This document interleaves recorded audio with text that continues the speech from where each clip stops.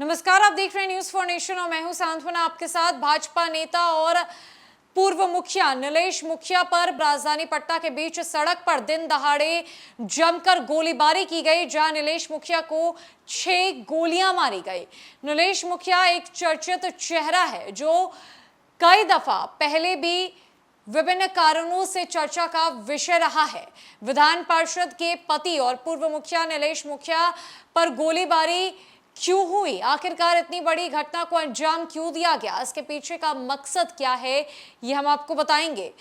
माना जा रहा है कि बालू कारोबारी और वर्चस्व की लड़ाई में इस बड़ी घटना को अंजाम दिया गया, जब दिन दहाड़े नीलेश मुखिया के ऑफिस के बाहर उन पर बेखौफ अपराधियों ने जमकर गोलीबारी की। उनकी हालत नाजुक बताई जा रही है, जहां अस्पताल में उनका इलाज चल रहा है। दरअसल पटना में वर्चस्व राजनीति और बालू के खेल की वजह से नीलेश यादव उर्फ नीलेश मुखिया अपने विरोधियों के टारगेट पर थे। नीलेश मुखिया को गोली मारने की साजिश पिछले कई दिनों से रची जा रही थी, जिसे साजिश रचने वालों ने शार्प शूटर्स के साथ मिलकर सोमवार को पटना में अंजाम दिया। ये बात पटना पुलिस के अब तक की जांच और परिवार के द्वारा लगाए गए आरोपों के आधार पर सामने आई है। साजिश पहले से रची जा रही थी, इस बात का पुख्ता प्रमाण है शूटर्स की बाइक। वारदात स्थल के पास से जो सीसीटीवी फुटेज सामने आया है, उसमें गोली मारते वक्त 2 बाइक से आए अपराधी नजर आ रहे थे। इस वारदात को अंजाम देने के लिए जिन 2 बाइक का इस्तेमाल शूटर्स ने किया, उनमें एक बाइक की चोरी नालंदा से हुई थी, जबकि दूसरी बाइक को पटना के रुपसपुर थाना इलाका से चोरी किया गया था। दोनों ही बाइक की चोरी कुछ दिनों पहले हुई है। मंगलवार को इस बात की पुष्टि पटना के एसएसपी राजीव मिश्रा ने की। बताते चले कि नीलेश मुखिया का इलाज पाटलिपुत्रा इलाके के एक बड़े प्राइवेट हॉस्पिटल में चल रहा है। वहां उनकी हालत अभी गंभीर बनी हुई है। 5 डॉक्टरों की टीम लगातार जांच में जुटी है। सूत्रों के अनुसार नीलेश के पैर हाथ सही से काम नहीं कर रहे। आज सिटी स्कैन भी कराया गया। कुछ देर के लिए उन्हें वेंटिलेटर से हटाया गया था, पर दिक्कत होने के कारण फिर से वापस रखा गया है। शरीर में लगी सभी 8 गोलियों को भी ऑपरेशन कर निकाल दिया गया है।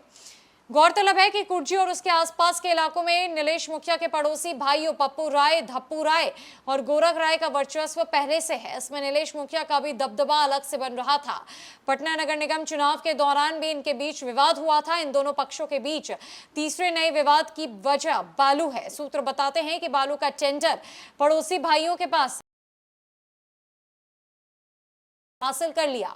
इसके बाद इनके बीच का विवाद काफी बढ़ गया था। गोलीकांड के बाद नीलेश के बड़े भाई सुरेश राय ने पाटलिपुत्रा थाना में एफआईआर दर्ज कराया है, जिसमें पप्पू राय, धप्पू राय और गोरख राय का नामजद किया गया है, जबकि गोली मारने वाले शूटर्स को अज्ञात अपराधियों में शामिल किया गया है। एसएसपी के अनुसार नीलेश पर हमले को लेकर पहले भी 3 भाइयों पर साजिश रचने की बात सामने आई है।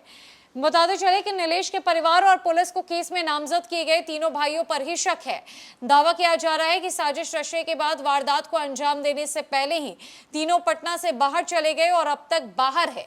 हालांकि पप्पू राय ने अपने बयान का एक वीडियो जारी किया है, जिसमें वो कह रहे हैं कि इस वारदात से उनका या उनके भाइयों का कोई लेना देना नहीं है। नीलेश के बड़े भाई सुरेश ने गलत तरीके से उन लोगों का नाम केस में दर्ज करवा दिया है। इसे लेकर DSP law and order Pataliputra एवं दीघा थाना के पुलिस को उन लोगों ने कॉल कर अपना पक्ष भी रखा।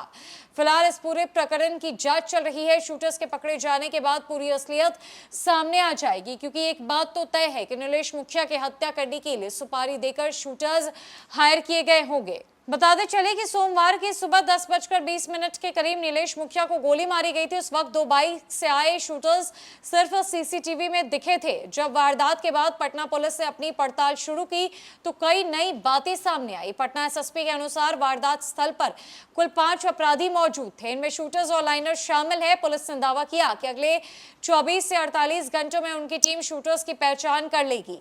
वारदात को अंजाम देने के बाद शूटर्स किस रूट से भागे, इनका पता चल चुका है।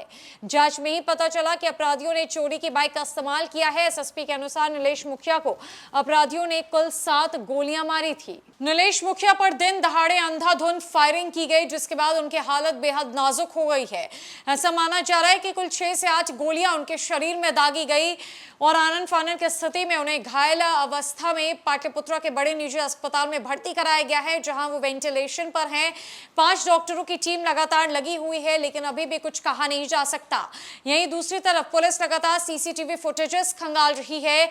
अपराधियों की पहचान करने की कोशिश की जा रही है। वो किस रास्ते भागे इसका पता चल चुका है और अब पुलिस ने दावा किया है कि इन शूटर्स को जल्दी पकड़ लिया जाएगा, जिसके बाद बड़ा खुलासा होने की उम्मीद है कि आखिरकार नीलेश मुखिया को मारने की सुपारी किसने दी थी। फिलहाल के लिए इस बड़ी अपडेट में इतना ही है। ना कई अपडेट्स के लिए हमारे साथ बनी रहे न्यूज़ फॉर नेशन में। नमस्कार।